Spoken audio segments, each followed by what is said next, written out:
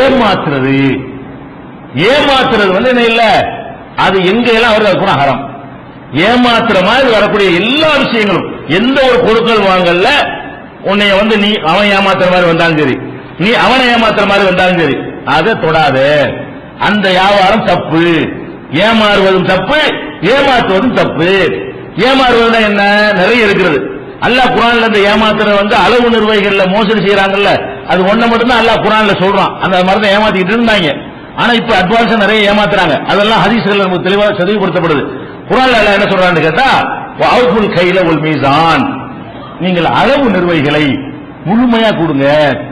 ஒரு கிலோவுக்கு நம்பி வாங்கிட்டு போறான் 900 தான் ஏமாத்தானே இருக்கு. அவன ஒரு கிலோ கேட்கறான், நீ ஒரு கிலோவுக்கு உள்ள காசை வாங்குற, அவன் நம்பி வாங்கிட்டு போனா இவர் கொடுத்தா 1 கிலோ தான் தருவாரு, வீட்டுல போய் 1 கிலோ தான் சொல்லுவான். அவன் தனியா தராசு வச்சு நெருக்க பார்க்க மாட்டேங்கிறான். அப்ப நம்பி நம்மகிட்ட வாங்கிட்டு போறாங்க போது 1 கிலோ காசை வாங்கிட்டு நீங்க 900 கிராமோ 950 கிராமோ 975 கிராமோ கொடுத்தீங்கன்னு சொன்னா அது என்ன மோசடி தானே? அது ஏமாத்துறது. அடுத்தவன் காசை அவனுக்கு தெரியாமல் எடுத்துக் கொள்றதா மோசடிங்கிறது. இதெல்லாம் அந்த மாதிரி உள்ளது. வஅஃபுல் கைல வல் மீசான், அளவையும் நிர்வையையும் நீங்கள் முழுமையாக செய்யுங்கள். வலா தபகசுன் நாஸ அஷ்யாஹும், மனிதர்களுக்கு அவர்களுடைய பொருள்களை குறைத்து விடாதீர்கள். அவங்களுக்கு என்ன கொடுக்கணுமோ, என்ன கொடுக்கிறதுக்கு ரூபாயை வாங்குனீங்களோ அதை கொடுத்துருங்க. 1 டஜன் வாங்கினா 1 டஜனை கொடுங்க, 1 கிலோ வாங்கினா 1 கிலோ கொடுங்க, 1 லிட்டர் வாங்கினா 1 லிட்டர் கொடுத்துருங்க, 1 பீஸ்னா 1 பீஸ கொடுங்க. அதுல அளவு குறைச்சிடக்கூடாது. அது மாதிரி அதோட இத்தனை கிராம் உடையது 100 கிராம் போட்டுட்டு 75 கிராம் பார்சல் பண்ணிடக்கூடாது. யார் பார்க்க போறாங்க? இப்பெல்லாம் கம்பெனிகளும் செய்யறாங்க, வியாபாரிகளும் செய்யறார்கள். அப்ப ஃபர்ஸ்ட் என்னன்னு கேட்டா, ஃபர்ஸ்ட் அளவுகள் என்னன்னா, அளவு நிர்வையில் அப்படி அக்யூட்டா நூல் பிடிச்ச மாதிரி இருக்கணும். சொல்ல போனா கொஞ்சம் கூட போயிடலாம், நம்ம காசுனா கொஞ்சம் கூட போயிடலாம். அது ரசூலுல்லாஹ் விளக்கிறாங்க பின்னாடி. இது 7வது சூராவுல 85வது வசனத்தில் இருக்கிறது. அதே மாதிரி வலா தன்குசுல் மிக்கியால ஒரு மீசான், அளவு நிர்வையை குறைச்சிடாதீங்க என்று சொல்லி 11வது அத்தியாயத்தில் 84வது வசனத்தில் இருக்கிறது.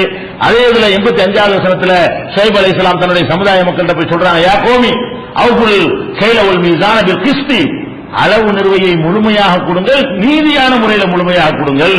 வலா தபகசுன் நாஸ அஷ்யாஹும், மக்களுக்கு அவங்களுடைய பொருள்களை குறைச்சிடாதீங்க.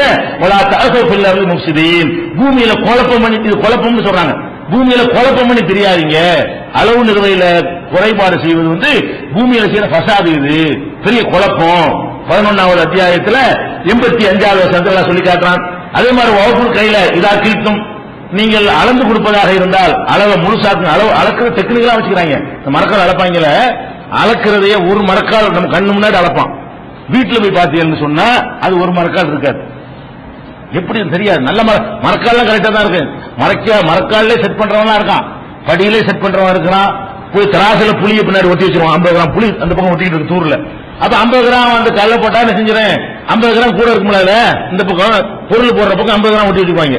அப்ப 1 கிலோ போட்டு புளியா போட்டானா 50 கிராம் புளி அதில் ஒட்டிட்டு இருக்கிறதுனால 950 கிராம் கல்லையெல்லாம் பார்த்தா கரெக்டா தான் இருக்கும். சீல்ட போன சீல் வச்சிருப்பாங்க, எல்லாம் கரெக்டா தான் இருக்கு. இப்படிலாம் ஏமாத்த டெக்னிக்கெல்லாம் வச்சிருக்காங்க. அள்ளும் போது கூட நெல்லு இந்த அல்லும் போது இந்த மரக்கடை சொருவி எழுறதுக்கு அப்படி சொருவி எழுதான்னு வைங்களேன், ஒரு 200 மில்லி கூட போயிடும். சாதாரண அள்ளி போடுறதை விட சொருவி எழுதான்னு வைங்க, 1 லிட்டருக்கு 1 லிட்டரும் 50 மில்லியும் கூட போயிடும்.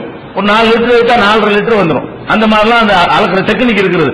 படியிலையும் கோளாறு பண்ணுவாங்க, அளக்கிற விதத்துல கோளாறு பண்ணுவாங்க.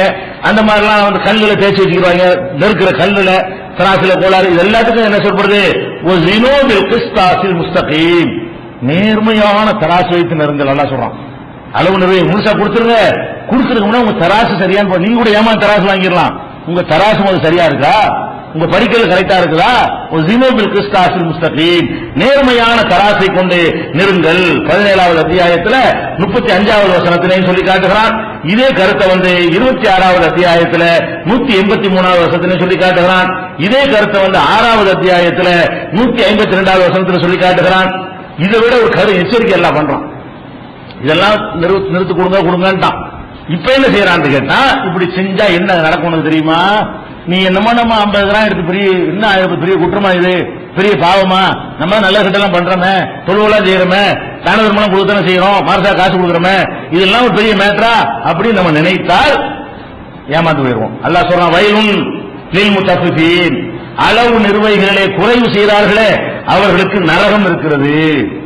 நரகத்தில் கொண்டு போறதுக்கு இது காரணமாயிரும். அல்லதீன இலத்தாலு அலன்னாசி யஸ்தௌபூன், மக்களிடத்தில் அளந்து வாங்கும் பொழுது முழுசாக வாங்கிக் கொள்கிறார்கள். ஒய்தா காலூகும் வசனூகும் யுக்சிரோன், இவர்கள் அளந்தோ நிறுத்தோ கொடுத்தா குறைத்து விடுகிறார்கள்.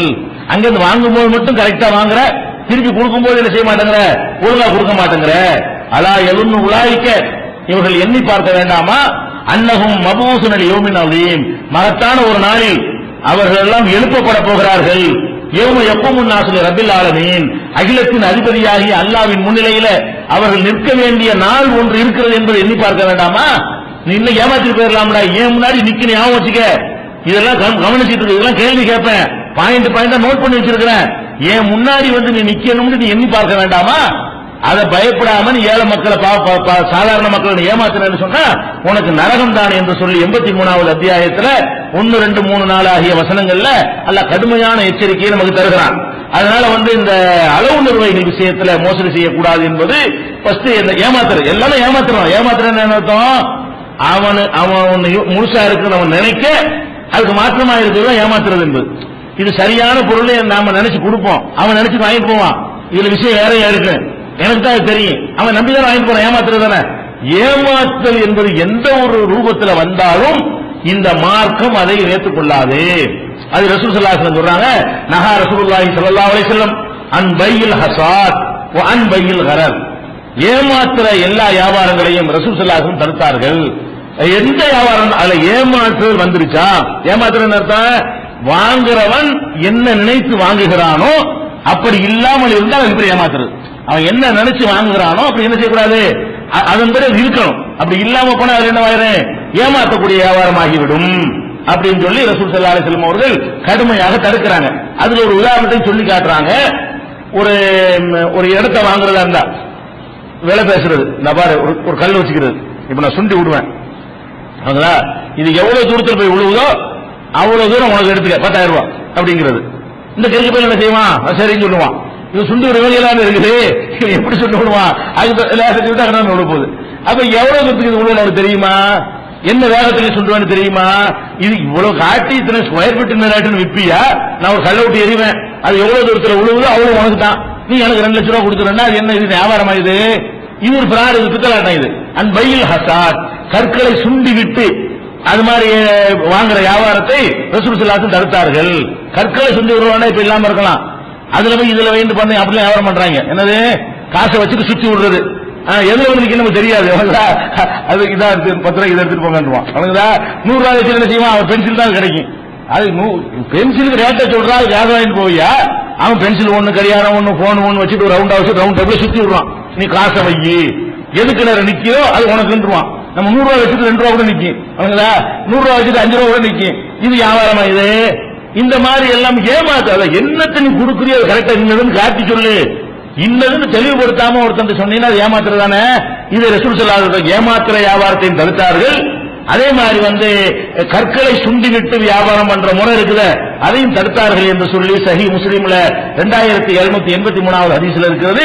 என்னென்ன மாதிரி ஏமாற்றங்கள்லாம் ரசூலுல்லாஹ் காலத்தில் இருந்தது அதை தெரிஞ்சுக்கிட்டோம்னு சொன்னா நம்ம காலத்துல என்னென்ன மாதிரி ஏமாற்றம் இருந்தாலும் அதை நம்ம புரிஞ்சுக்கலாம் ஈஸியா. ஓ, இதெல்லாம் இந்த அடிப்படையில் வந்துடும், இது தப்பு, இந்த வியாபாரம் கூடுமா அந்த வியாபாரம் கூடுமா, யார்ட்டையும் பத்தவா கேட்க வேணாம்.